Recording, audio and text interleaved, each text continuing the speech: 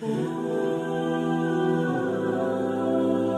April 2015, Muhammad Qasim saw a dream. In this dream, the Prophet of Allah ﷺ talked to me on a device similar to a phone. From his voice, it seemed that he was very old, tired, and worried. He said, "Qasim, I called many people but none of them have listened to me. Now I'm very tired and I don't have any more strength."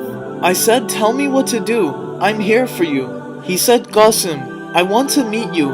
There is very important work. Can you come to me?" I said, "Why not? I just have to make my passport and get the visa." He said, "Okay, but please do this quickly." I went to the travel agency and they said it will take 3 to 4 months. I called back Muhammad ﷺ and told him the wait time. He became sad and said, "You stay there, I will come to you." I insisted that if you wait, I will come myself. "You are very old and tired and you shouldn't have to come all this way." He said, "No, my son, this work is very important and it should not be delayed." I said, "Fine, may Allah make it easy for you." Then I prayed to Allah to make it easy for my beloved ﷺ. Then I went to the airport and waited for him. When he arrived, I became very happy and ran towards him. He also became happy and I said, "Allah has brought you here safely." He agreed and said, "Allah is very merciful." I drove him home in my car. My house was on rent and the electricity was almost none. He came in, sat down and said, "No one has listened to me. If my Islam stays in the same state, then I fear that it will perish.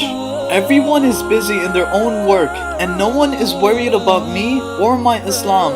I want you to share the dreams that Allah has shown you and spread my message among the people. I brought a device so you can share your dreams and my message. And also, tell the Muslims that I said this.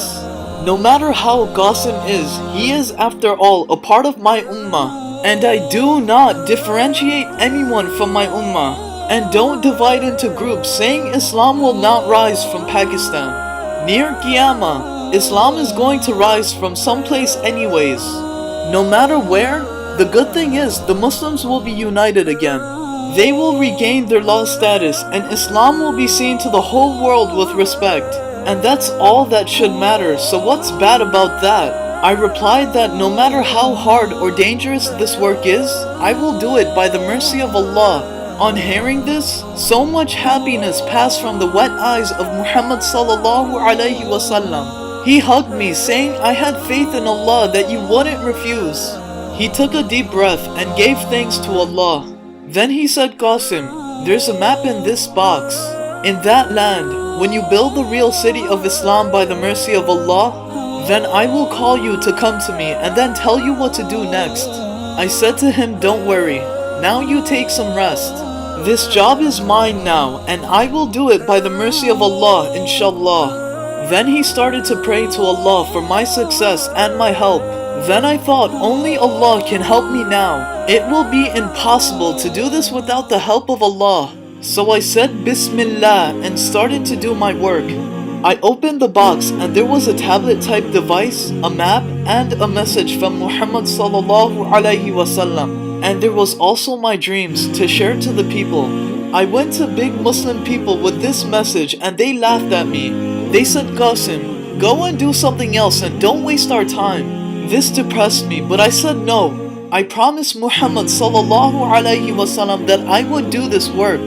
Then I opened the map to see Khurasan and a drawing of a land in the east of Khurasan which looked like Pakistan. Then there was a note saying if near Qiyamah you see the real Islam spreading in the land before Khurasan, then join it even if you have to crawl with naked feet over mountains to get there. Then I got a message from a person who talked to me in detail, but he couldn't understand me clearly. I told him, "Come to my house, I'll show you a map." He came over and he said, "Yes, I have read in a hadith that it is not the land of Khurasan, but it's the land before Khurasan. And if that's true, then the army of black flags is the army of Pakistan." Then I said, "Yes, Pakistan's army is the best army in the world because they are killing terrorists one by one." Then he said, "We must convey this message to the army of Pakistan. We have to save the last castle of Islam. I agreed, saying we should do it quickly. Muhammad sallallahu alayhi wasallam also said that the one who reads my message should share it with others. Then other people joined us and we started to work in the form of groups. And other people spread the dreams and the message very quickly. And then they were spread throughout the entire world by the mercy of Allah. And then the big people said, "We should have believed you before." I said to them that if Allah was never merciful and didn't help us, then we would have never been able to accomplish this.